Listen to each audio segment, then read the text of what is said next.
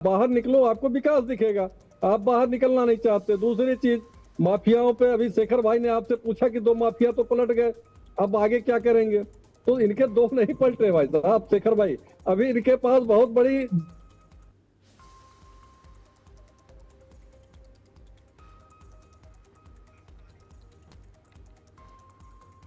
का माफिया कौन है? ब्रजेश सिंह का नाम सुना है कि नहीं सुना? हम तो खोल करके नाम ले लेंगे, हमें कोई डर नहीं। आप बताओ जौनपुर का माफिया कौन है जो कैप्टन के साथ क्रिकेट खेल रहा था? आप बताओ कौन है? गोंडा का माफिया कौन है? जो है माफियाओं का जखीरा है। अभी वो शान।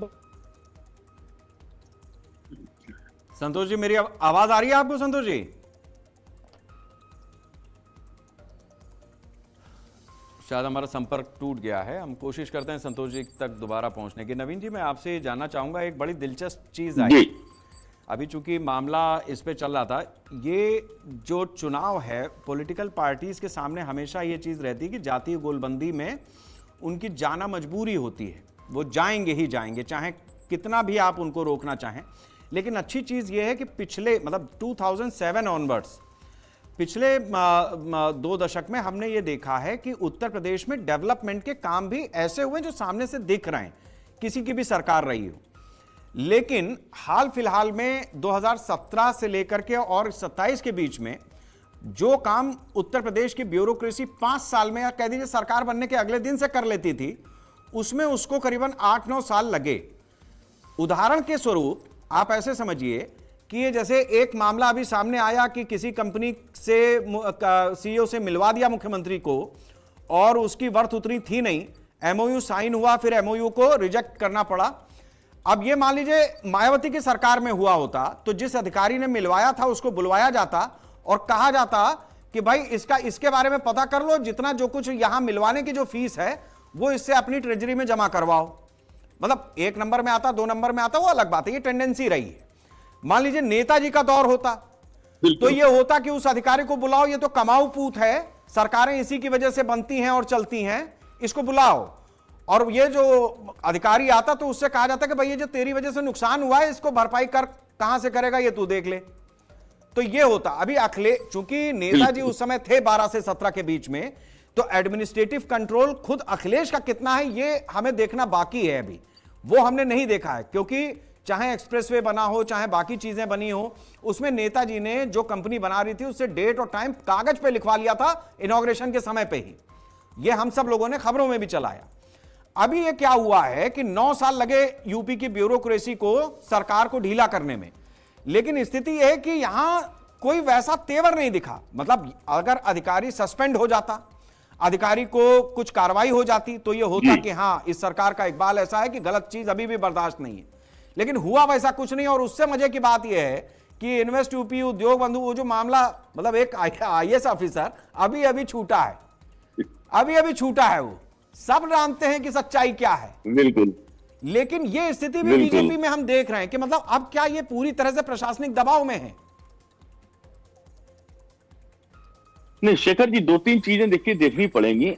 अखिलेश यादव की जब सरकार थी तो उस समय पार्टी के विधायक हो, पार्टी के कार्यकर्ता हो, वहां बड़ा खुला दरबार होता था, कोई भी जाता था, मिल लेता था अखिलेश यादव जी से बतौर मुख्यमंत्री वो, और अपनी बात रख देता था। लेकिन योगी जी की यहाँ इस तरीके का सिस्टम नहीं है, वहां बैरियर है। और बैरियर में क्या है कि जो उनकी अधिकारियों की टीम है उन्हीं की लॉबिंग चलती है, उनके सांसदों की, विधायकों की और उनके नेताओं की कोई लॉबिंग वहां कारगर है नहीं। लिहाजा आधी से ज्यादा चीजें ऐसी होती हैं जो मुख्यमंत्री जी तक स्वतः नहीं पहुंचती, अधिकारी जैसा चाहते वैसा उसको घुमाते हैं। अब मैं एक और चीज कह रहा था, क्योंकि डेवलपमेंट पे विषय है आज का। आप किसी भी प्रदेश या देश की डेवलपमेंट की परिकल्पना तब कर सकते हैं जब उसके ग्रामीण परिवेश में डेवलपमेंट दिखाई दे। उत्तर प्रदेश में 9 वर्षों के अंदर हमने ग्रामीण परिवेश में कहीं डेवलपमेंट देखा नहीं। आप एक चीज देखिए, महुआ में जब स्वतंत्र देव सिंह जी जाते हैं, जल शक्ति मंत्री हैं, तो उन्हीं की पार्टी के विधायक उनको घेर लेते हैं और खुलेआम आरोप लगाते हैं।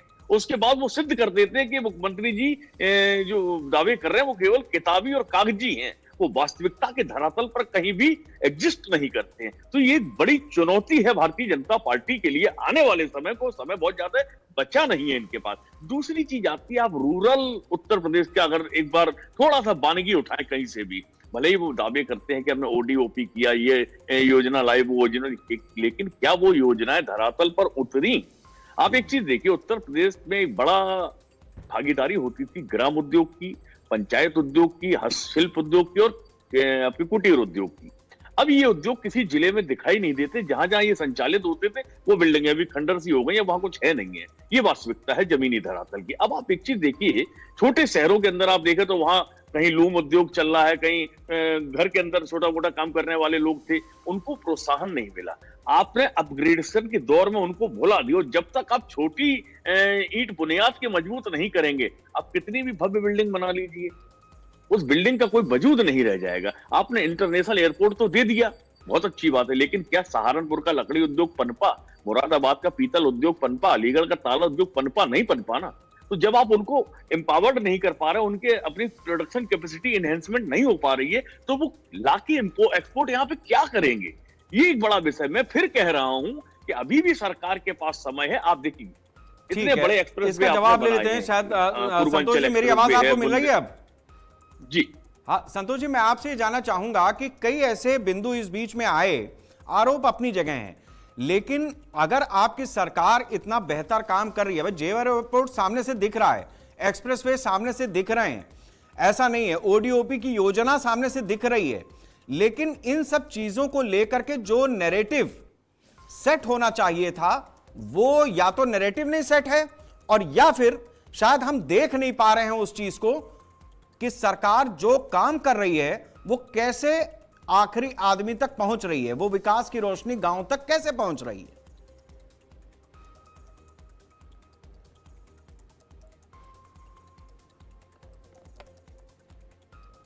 संतोष जी, मेरा सवाल आपसे है। जी शेखर भाई, बिल्कुल जो है, जो बात आप कह रहे हैं, निश्चित ही सरकार की जो योजनाएं हैं, हमने शुरू में कहा कि भारतीय जनता पार्टी का कार्यकर्ता निरंतर जो है वर्क करता है, निरंतर सरकार की योजनाओं को लेके जनता के बीच में रहता है, और हमारा चुनाव लड़ने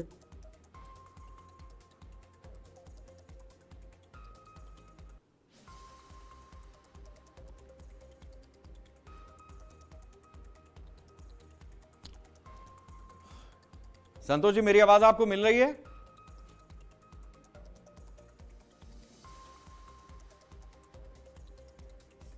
संतोष जी, अगर आपको आवाज मिल रही है तो आप बात पूरी करें अपनी। चलती हुई गाड़ी में कर रहे हैं ना, इसलिए लिंक नहीं मिला। का और जीतने का लक्ष्य भी वही रहता है कि किस तरीके से। संतोष जी, आप अपनी गाड़ी या तो रोक लीजिए, क्योंकि आपकी आवाज आ नहीं रही है। मुझे बड़ा खेद है इस बात का कि हम आपसे जवाब विधिवत ले नहीं पा रहे हैं, या हमारे साथी संतोष जी को फोन पर जोड़ दें, हमारे साथ में तस्वीर उनकी रखें, फोन पर जोड़ दें उनको।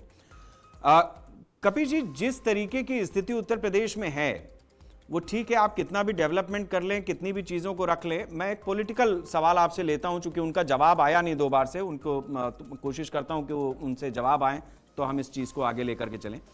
उत्तर प्रदेश की जनता की भी अपनी एक मानसिकता है कि हमारी बिरादरी का कौन चुनाव लड़ रहा है, तो पॉलिटिकल पार्टीज के सामने क्या ये विषय रहता है? आपके सामने भी चुनौती रहती है?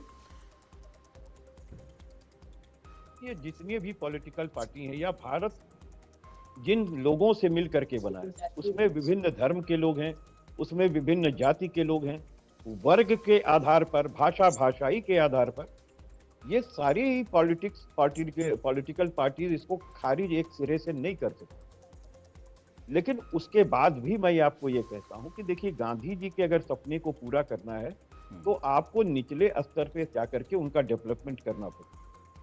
और बड़ा दुख होता है कि जो हमारा संविधान एक वेलफेयर कंट्री के रूप में स्थापित किया गया था, हम तब हमारे अच्छे दिन थे, जब हमारे अभी नया नया आज़ादी मिली थी, नई नई सरकारें आई थी, वो काम कर रही थी, तमाम सब्सिडीज मिलती थी, तमाम गवर्नमेंट के सेक्टर बनाए गए थे, अच्छे चलते थे, डेवलपमेंट वहां से शुरू हुआ। और सिफत इस बात की है कि जब हमको अपने बच्चों को पढ़ाना होता है तो हम सरकारी मेडिकल कॉलेज, सरकारी इंजीनियरिंग कॉलेज खोजते हैं।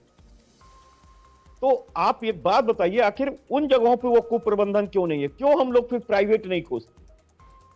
तो प्रश्न इस चीज का है, जानबूझ के अपने बच्चे को नालायक कर देना, फिर उसको बाद उसको किनारे कर देना, पड़ोस के लड़के को गोद ले लेना और उसको आगे बढ़ा देना।